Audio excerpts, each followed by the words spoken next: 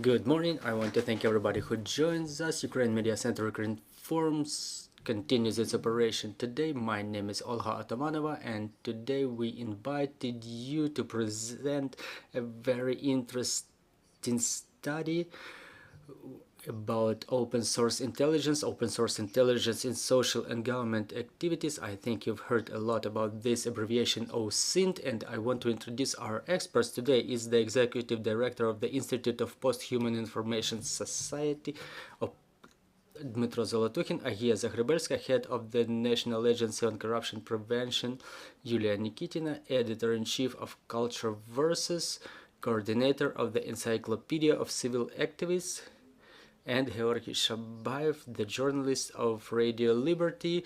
Dear colleagues, good morning.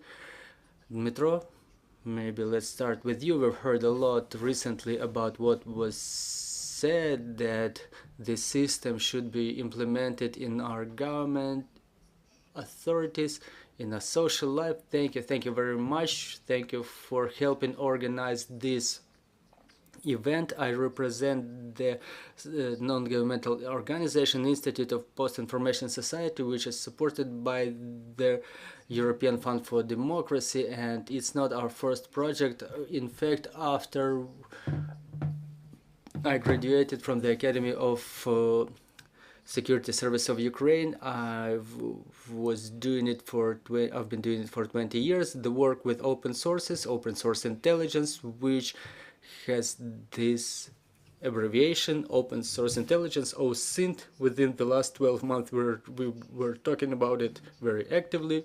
Our social organization issued a special education course recently, and a lot of things happened after that, especially in this area. And today we implement a project which is called to systematize the use of this activity, application of OSINT in government sector, in social sector, to acquire more effective and big-scale results, more efficient and big-scale results. Within the last 12 months, seeing the growth of demand for this activity, both in the armed forces of Ukraine and in the area of journalism, anti-corruption activity, and so on and so forth.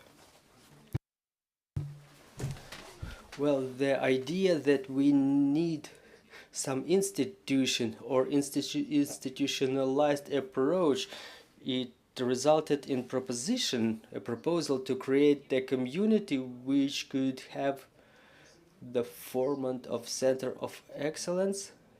The Center of Excellence is a very regular and clear format for understanding of the bodies of NATO. NATO has the centers of excellence in the Baltic countries devoted to logistics, cyber warfare, energy sphere, and strategic communications, which are a part of our interest. And in this project, I would like to demonstrate what we actually do. I already told a little bit about ourselves. This is the video course for our OSINT Academy. You may see those short links that you can use video cases of investigations we were doing together with the International Fund. And during my cadence as the Deputy Minister of Information Policy, we were popularizing that topic, what we were calling critical thinking and media literacy.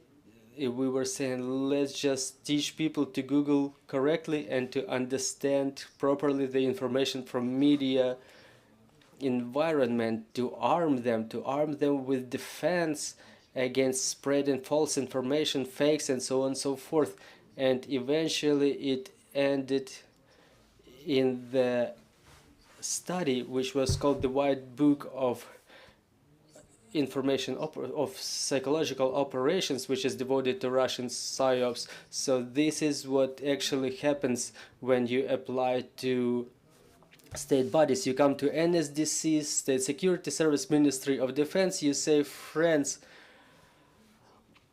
what do you need? What kind of studies, what kind of research do you need to improve our defense capabilities? And they say, okay, so show me what you got and we will try to pick it, just like in the supermarket. And the efficiency of such work, it just is zero effective.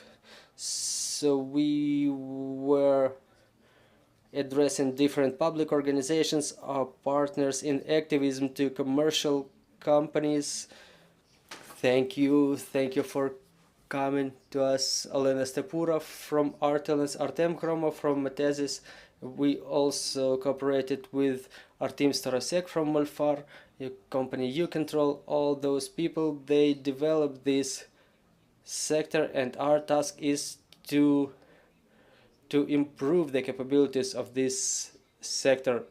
And in the business environment and civil society, our task is to create such teams with the government. We try to deploy them in compliance with the tasks that the Ukrainian government is facing now. Those are the rapid prompt teams that can use these instruments in their fulfillment of the tasks related to research of some cases like sanction policy, some cases related to sanctions, for example, research of the schemes of supplies of Shahed drones to Russia. About Center of Excellence, I already mentioned it a little bit. It's a very long goal. We don't consider the option of creating this institution right now, but we want to institutionalize the community which exists already, so it can be institutionalized on the government level. So it should be a part of National Security and Defense Council, or organization which coordinate the bodies of National Security and Defense Council or law enforcement agencies to spread the best practices which are available in the world. In this area there is a lot of actors. For example, the practice which was paid by CRDF Global Fund, and you see there is even the seal of the Department of State of the United States of America. Now we developed the cooperation with the units of National Security and Defense Council. It means that this area is developing and there are many actors emerging there, and I'm very humbled by that fact. For example, this company Molfar, within the 12 months of the year 2022, it became known way beyond Ukraine.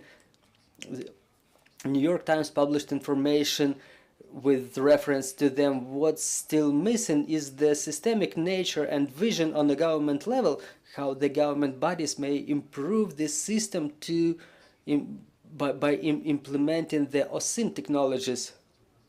On this slide you can see just a small part of the brands, the names of the research teams working in this area. You control Molfar, I already mentioned them, Deep State, who shows the maps and they do investigations of real situations in the front lines. OSINT Bees, they have a Telegram channel and they are very active. Truth Hounds, and an NGO which investigates the war crimes. I'm not even mentioning the journalist teams. Our colleague will tell you more about them. I've shown you just a couple of symbols, but in fact there are more of them. So as to the results of our study, we approached the development of this sector in a structured manner. We see it in a number of categories. First, the OSINT technologies in government sector and OSINT technologies in social sector.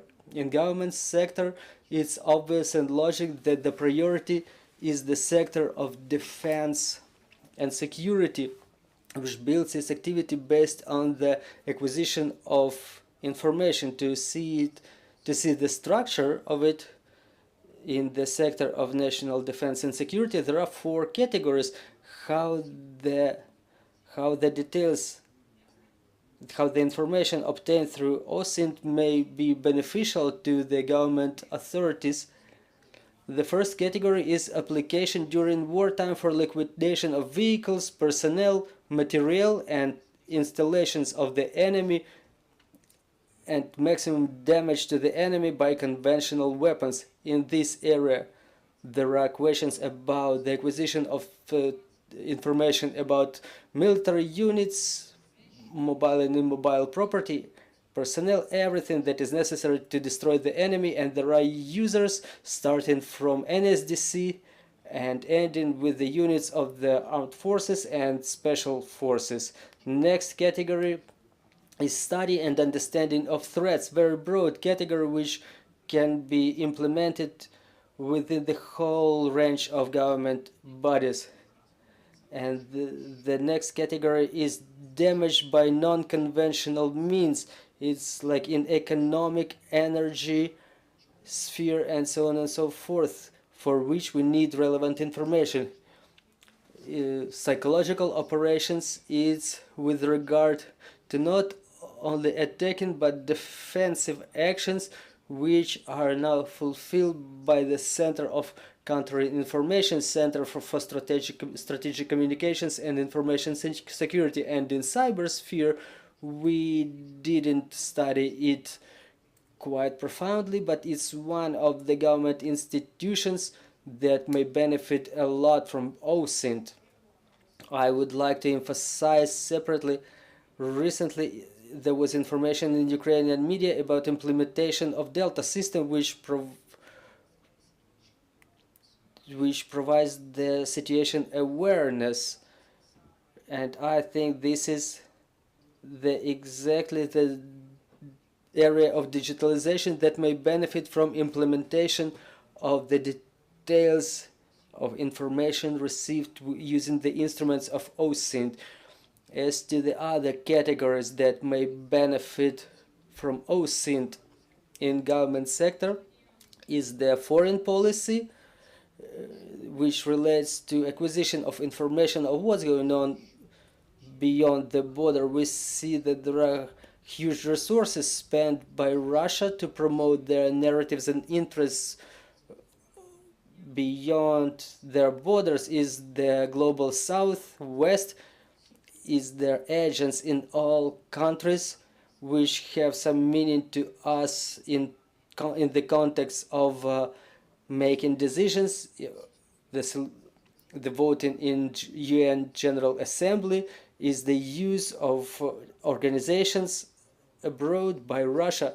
We have a lot of investigations regarding Russian presence in USA, France, Germany, so it's not only done by government authorities or investigation companies, but also by the journalist teams. Bigus Info recently made very interesting investigation about the speakers of Russian propaganda present in the information space of the West. The law enforcement activity is yet another thing. The acquisition of information about the crimes, about the administrative violations, and finally education and information and communication area. Well, not the least important, but just in the order as they emerge. We united all of these categories because those are the categories that are related to the education of Ukrainians, provision of proper information to protect Ukrainians from false and improper information which is spread by the Russian special services. And yet another step is the use of OSINT in social sphere. But before we proceed to the discussion about the social sphere, I would like to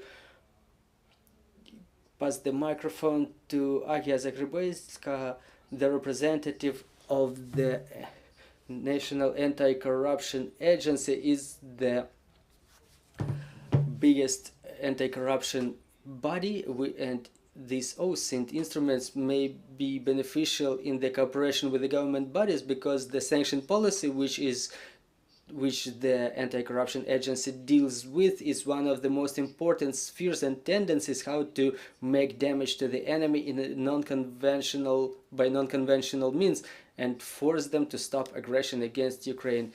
Agiya, please, you work with sanction policy in a systemic way against Russia and Russians. So to what extent this instrument can be used or is already used by a national anti-corruption agency? We do it actively already. Today many employees of our agency already underwent the proper education in OSINT since 24th of February, because the agency from the very first days since the beginning of the invasion, they undertook a function of sanction, the sanction functions, and it was reasonable and quite clear, because it's no mystery to anybody that Ukrainian sanction policy, not only Ukrainian, but anyway, it was not designed in a way to work immediately with thousands of sanction targets, and the agency was one of the bodies which undertook that functions to help the government to build it on one hand and to bring it to a bigger scale. Me and Dmytro, we're at the start of scaling it, but let's talk later about that. Why do we need it in sanctions policy? Why do we need OSINT in sanctions policy? That's a lot of things, starting with the elementary things. Do we want to apply sanctions to some Russian judges who were taking resolutions with regard to the so-called special military operations about Russian citizens, Ukrainian citizens who were protesting, and so on and so forth, and maybe up to the judges of Supreme Court who were taking resolutions with regard to Azov? First of all, we want to identify those judges, and the process of identifying them is OSINT. We can talk about the Iranian intelligence generals. If someone ever tried to identify their identities, they know what I'm talking about. Sometimes you cannot say whether it's one person or it's two or three different persons, and they have dates of birth according to the calendar, so it's quite a complicated task. Then sanction coalitions, how it should be justified. For example, about Prigozhin, recently with the resolution of this of the European Court, they show the effectiveness of OSINT. If someone ever tried to analyze this, the court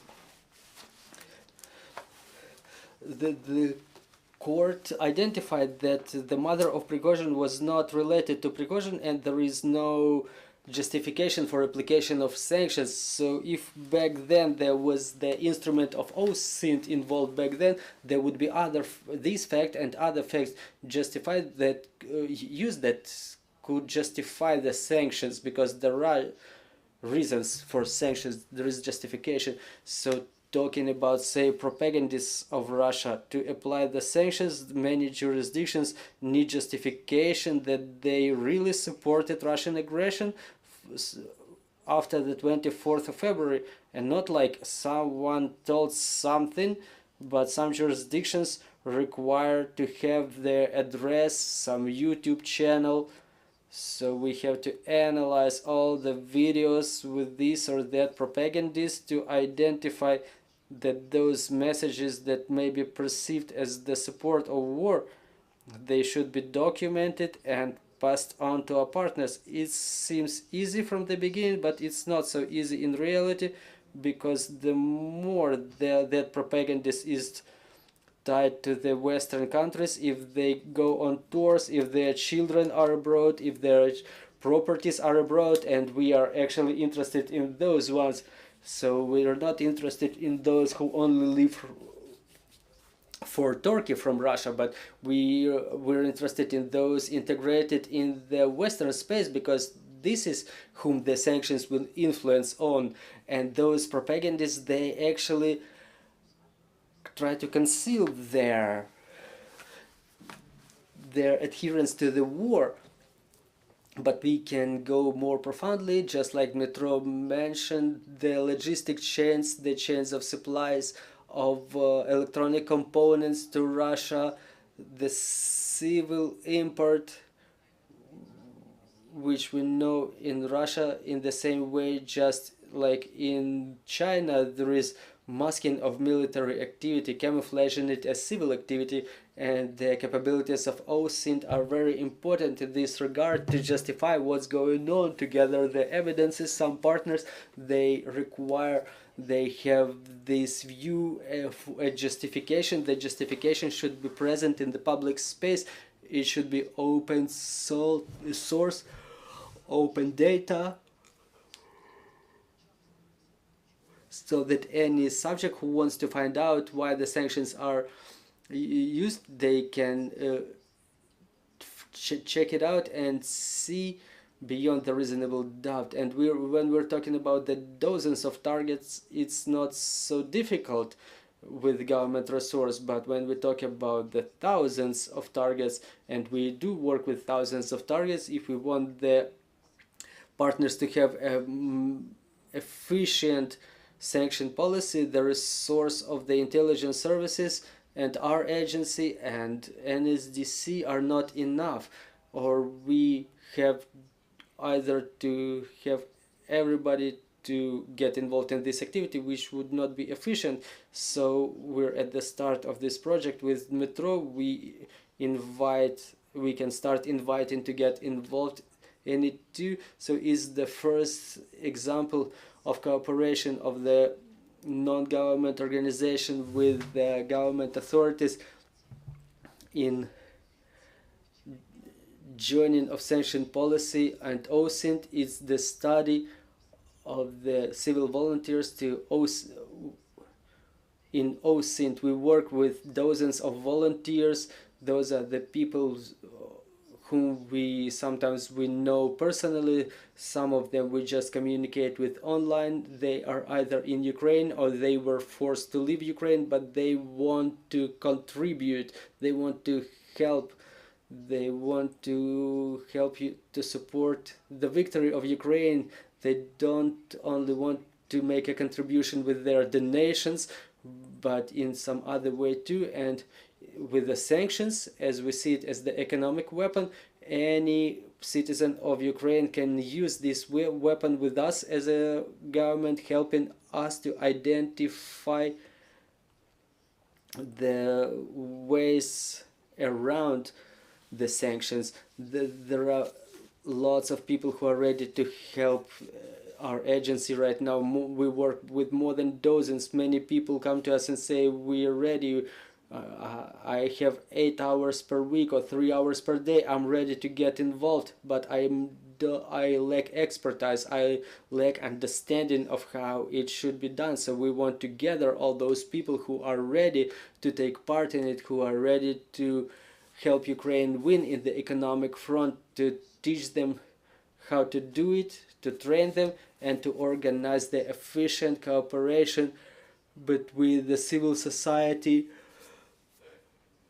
and the government, when they will do these tasks on their part, and we will implement it in documents and in sanctions, not only on part of Ukraine, but also the sanctions of our Western partners. I call it a sanction tomahawk, and it's the unique possibility for any citizen of Ukraine that they can use not only within Ukraine, but all around the world, using the instruments of our partners in Sanction Coalition. So anybody who is watching us, they can follow that link now and get information about training, right? And how to get involved with your team. Yeah, and they can do it in a prompt way. They just need to fill the questionnaire. It takes up to 10 minutes, and then they will get all the briefing of what to do further on. It's possible online and offline if they are based in Ukraine, and it should be very attractive and comfortable for further cooperation with the agency. They can cooperate with the agency in compliance with the comfortable schedule. Someone may allocate 2 hours per week and it suits us perfectly. Someone may allocate 2 hours per day, and that's cool too. That may be a comfortable load, and the sanction targets, the sanction tasks that people think they're ready to complete, that people feel interested to complete. Yes, so please get involved. Maybe let's proceed to the civil sector. Dmytro, please. Yes, I think we will start with journalists and use of OSINT instruments in journalism and media, and then we'll talk about the commercial activity and volunteers activity. Good morning, everybody. Thank you for your invitation. First of all, I would like to say that since the beginning of the full-scale invasion, we, as a journalist of the schemes program, our colleagues with Slistvo.info and Bigusinfo, we started using OSINT practices more and more in our work. And since the beginning of the big war, any OSINT is clear and any journalist activity is being dictated by the tendencies. So since the beginning of the full-scale invasion, people were curious about everything, of how and where the enemy material is moving, where is it concentrated in the borders with Ukraine, where is it all coming from. And obviously in this genre we were supported by the satellite images and tracking services for aerial vessels. We were understanding that the Russian military are being transported from distant remote regions to Bryansk or Kursk regions, and they get deployed there and they take part in this invasion. There were multiple views of that information, and then the sanction policy started by the Western partners in regard of the banks, or prohibition for restriction of entrance to the European ports by Russian tankers, and the society started getting interested in it, whether those sanctions are compliant with or not.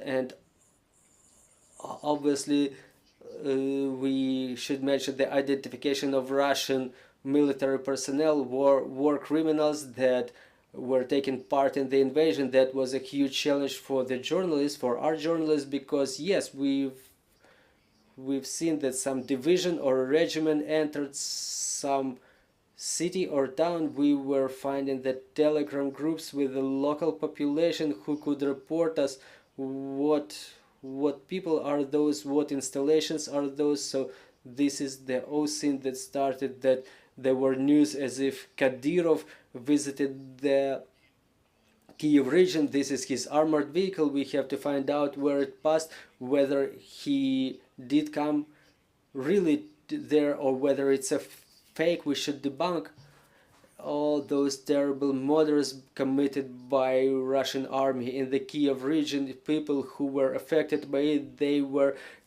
sending us chevrons, the patches, anything that, some pictures that could help identify what were the divisions, the regiments which were entering these or those settlements. We were doing it with our colleagues. Everybody was involved with. And the sanction policy, again, the journalists started looking for ways to how to make way around those sanctions. And there was a serious work of a number of OSINT instruments. If we say about the restriction for Russian tankers to enter the western ports, with the help of satellite images and services for tracking the vessels, we were able to see how the Russian tankers don't reach the European ports and they get unloaded 10, 20 or 30 kilometers before entering them. All the oil is being picked by a tanker which is not under sanctions, and then that oil goes to the European countries. So we've shown how Russia makes way around those sanctions. There were a lot of conversations that there is one only bank which is not under sanctions, Gazprom Bank, and as we were able to justify to identify thanks to our OSINT practices, we were in contact. There were teams of the wives of the Russian military who were reporting whether their wages, their salaries were paid, and each and every one of them was saying that Gazprom Bank was paying it. So we could call them and we confirmed it with them that their husbands receive the salaries by Gazprom Bank. So we started the discussion whether it's necessary to add Gazprom Bank to the sanction lists. And Dmytro Kuleba, the Ministry of Foreign Affairs, cited our research encouraging European countries to impose sanctions on Gazprom Bank because it's the oil wallet, so to say. And then when this active phase was over, the journalists started focusing more on Russian collaborationists inside Ukraine. When you understand that there are certain people who work in interest of Russian Federation, the practices of OSINT were used in this regard. There was an investigation about a judge who started with occupation of Crimea, visited Crimea 25 times. He was resting there and he has real estate there, so OSINT instruments helped us identify him. The face recognition, we understood that this judge is on the pictures which date back to 2014, in the pictures of one of his relatives in the social media. And we not only identified the fact that he was in Crimea, but we identified the apartment he was stopping at, and we got an excerpt from Russian register which administers all of those apartments, and those apartments are registered by his wife as an owner.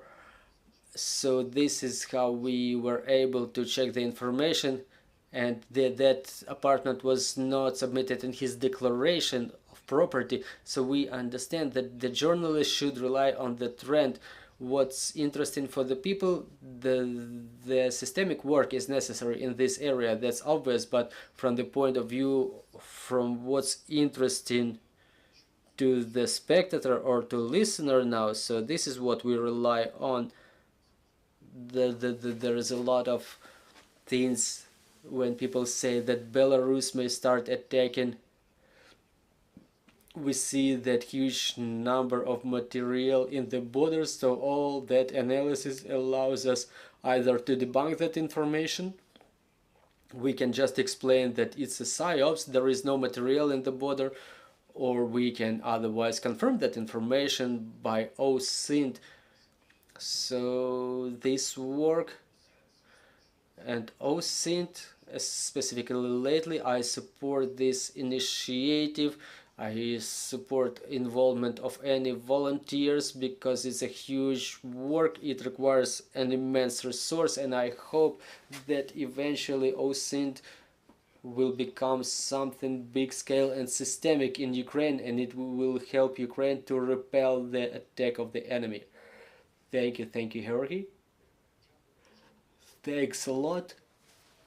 And I would like to say that yesterday, one of my colleagues, Valery Pekar, published an article which is called "To Win a War and to Lose a Peace." It's about the internal Ukrainian matters, because obviously victory will be ours. We try to bring it closer in all ways possible, but we have to understand that we have to wield all the information about what the Ukrainian authorities do, and we have to get the Ukrainian citizens involved in controlling and influencing this activity. And for this reason I addressed Yuliia Nikitina, so she tells us about her experience in this area, and we can add the facts and the massive of information from her experience to get it to add it to our report. Good morning, my name is Yuliia Nikitina. I'm a specialist on communication strategies. I'm an activist, and I'm a founder of the Encyclopedia of Civil Activists.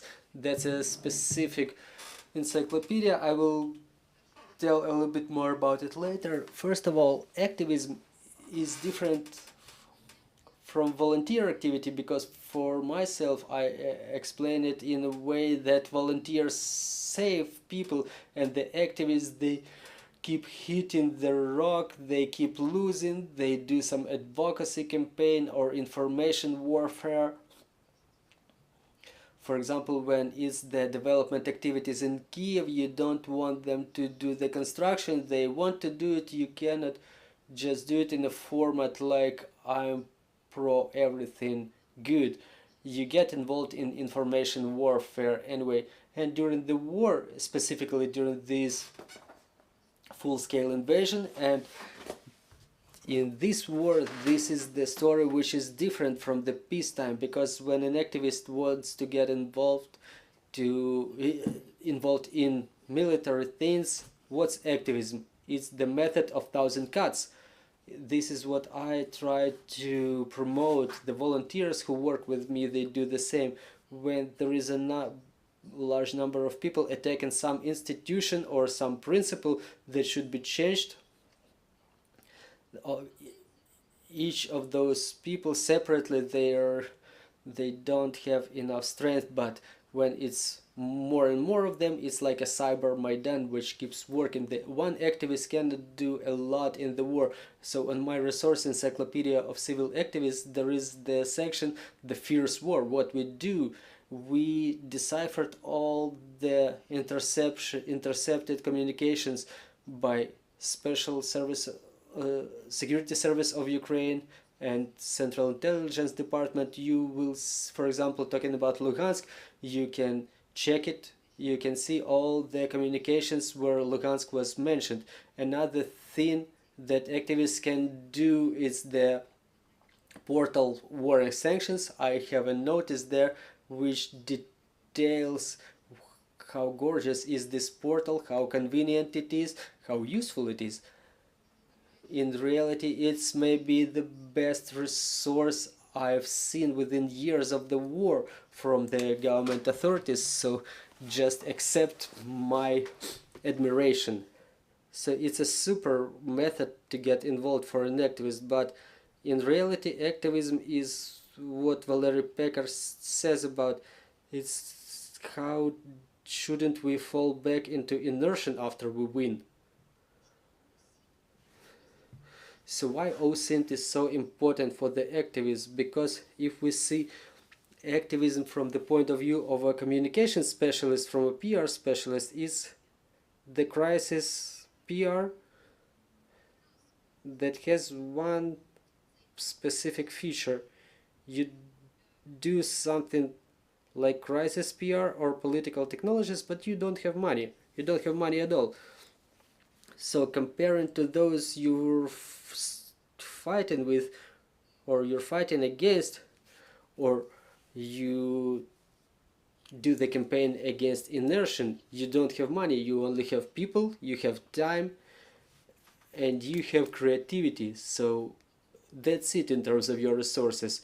So for an activist, OSINT, the precision of its application, when you have two directions when you're an activist where you have to use OSINT. First and foremost is the key thing for any advocacy campaign, information warfare, anything. You have to understand what you're doing, your history about yourself, the history of the matter. For example, let's take the peaceful advocacy campaign Dmytro. How it works in other countries? What's the statistics with the strokes, heart attacks in the subway? How to use the defibrillators in the subway? They had a wonderful campaign thanks to the fact that they did their homework. They could answer any question promptly, anything that explains why it's important. This helps to get people involved in their campaign. It helps working with a journalist, because I think that Heorhiy will support me if a journalist gets a clear, proven notification of what is happening and what we're about to do. It facilitates his tasks sufficiently. And then if there is the psychological operation, you need the stakeholders. Well, you can work with the deputies without knowing that they are deputies, but the efficiency of this work will not be so high. You have to know a lot about, For example, if you counter a developer, you have to find out whether they have a lot of construction sites, what's going on with them, for example, which party. Well, I'm talking about the Kiev Municipal Council. I made this map of stakeholders. I'm talking about this because I know what I'm talking about in this area. So who voted how in this municipal council?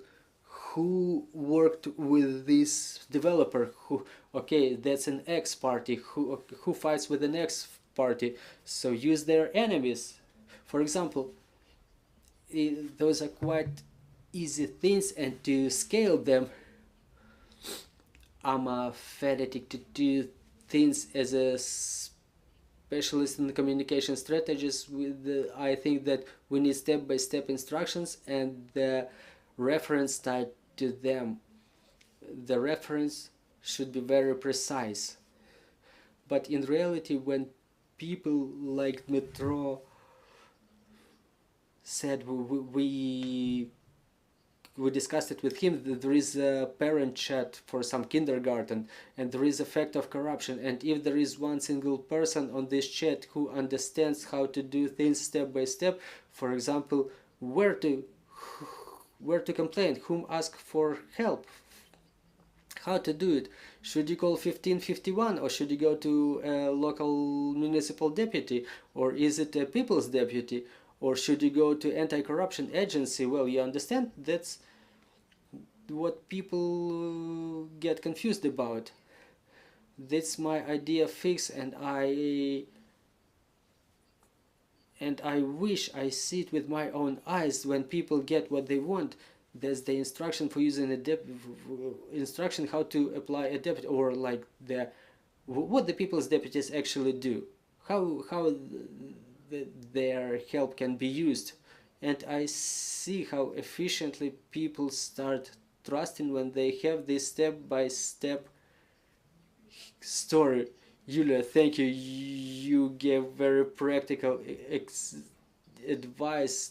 Well, we should ask the studio if there are any questions on the floor. Well, I will want to say one last thing, and then we will ask maybe our colleagues from the commercial sector to get involved. Well, you see,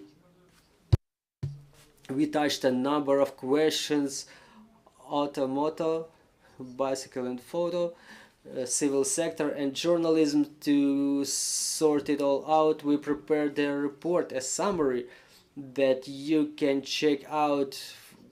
Go in this link, /OSINT Ukraine. Then we concentrate on the documenting of war crimes that Heorhiy mentioned, the systematization of sanction policy and its reinforcement are sanction partners from the anti-corruption agency, and the sector of national security and defense in terms of OSINT work on certain targets if we achieve agreement with the partners in the government, if we reach agreement in these directions. My key goal is to make it in ways so that OSINT becomes institutionalized culture in different spheres of Ukrainian life, in government sector and civil sector. And I think that we are coming closer to it. I appreciate all of your questions. Thank you, dear friends. If there are no questions, maybe you have some comments, please get involved, reflect. Maybe Olena, Artem, maybe you have a few words to say. Artem Gromov, well, introduce yourself. Good morning, Artem Gromov. I'm a thesis company. Thank you for your invitation. We develop software tools for automatization of processing of structured and non-structured data, including those received from OSINT sources. First of all, for the needs of government authorities, and we also do consulting in OSINT solutions for the needs of government authorities. I have a commentary of the following nature. Look, we receive a lot of requests in this field as to the complex instruments of OSINT from different bodies, including law enforcement agencies. Everybody has different demands, different requirements. Everybody understands something different as OSINT. There is no magic stick. There is no single universal tool to cover all the needs, because this is the question of the tasks. Everybody has different tasks, and if we can structure them, the instruments of OSINT can be divided by the types of users. For example, law enforcement agencies, they need one thing, intelligence needs something else, civil activists need something third. And another thing is that the instruments may be classified by their sources. Someone needs to investigate the social networks, someone needs to investigate the open registered or foreign registers, foreign social media, some databases, and they can be broken down by the stages in the intelligence cycle that they cover. There are complex solutions that cover all the investigation cycle, from collecting, analysis, and spreading of information, and some cover it just some segments of it. There is an immense number of instruments, and it's important for the subjects to understand the requirements to the instruments that they need. We, on our part, actively study the existing solutions, the practices, the instruments used by the most advanced countries in the world, and we provide the opportunity for the government authorities, for the law enforcement agencies to test those most advanced solutions in OSINT sphere. And those solutions sometimes are quite different. Some of them are free, some of them are pay-based, sometimes very expensive, and there is a tendency, I can see it by the projects that we are invited to participate in, not only in Ukraine, but to optimize the budget of the state, of the country, not to create the separate OSINT instrument for every subject for their solution of their problems, but it should be centralization for creating some centralized instrument, as it's fashionable to say today, data lakes, so that that resource could be used by different subjects according to their tasks, and each of them within the framework of their competence, within the framework of their rights, in compliance with the law in effect, because OSINT in principle is the so-called, there is the so-called OSINT based on open sources, or OSINT which does not require cooperation with the source of information, but in fact there are instruments that allow us to cooperate with the source of information to receive that information. So there is a trend like that, and we on our part analyze the requirements of the contractors, to analyze different instruments to cover the needs in automatization of OSINT instruments. And the last remark, manual OSINT will be the most precise, but it's long, expensive, but it's a high quality job. And the software instruments are aimed at finding this middle stack to process large masses of information, spending less resources. Yes, we understand it. Thank you. Yeah, look, why it is important, I would like to emphasize our priorities. It's very important to have the government authorities and civil sector to orient at the realization of the data. We don't work just to get more and more information. We work to achieve political solutions for documenting of war crimes. They are the court resolutions, which should be a final result of our struggle to punish the real criminals. In sanction policies, those should be the resolutions of Ukraine and the partner countries as to the sanctioning of some individuals or legal entities, and other spheres like spheres of national security and defense. They should be achieving their results, either the physical elimination of the enemy or some successful operations. And obviously, to work with this massive, we need the tools for automatization of this work by some properties. For example, in Ukraine, there are 60 gigabytes of information about the citizens of Russia within a couple of months of year 2022. During the first month of invasion, the hacktivists, the people who get involved in fact in hacktivism, not only in Ukraine but all around the world, they acquired a massive of information. But in Ukraine there are no human resources, and they will not exist to process it by their hands. So we need automatization. We need such companies to help us. Our Western partners promise to help us if we need funding for that. The only thing that is missing is the cooperation, the understanding of how we should use that information. Some officials should put their signatures there, and all the way to acquisition of that information. And this is why we drew up this document, to make an overview,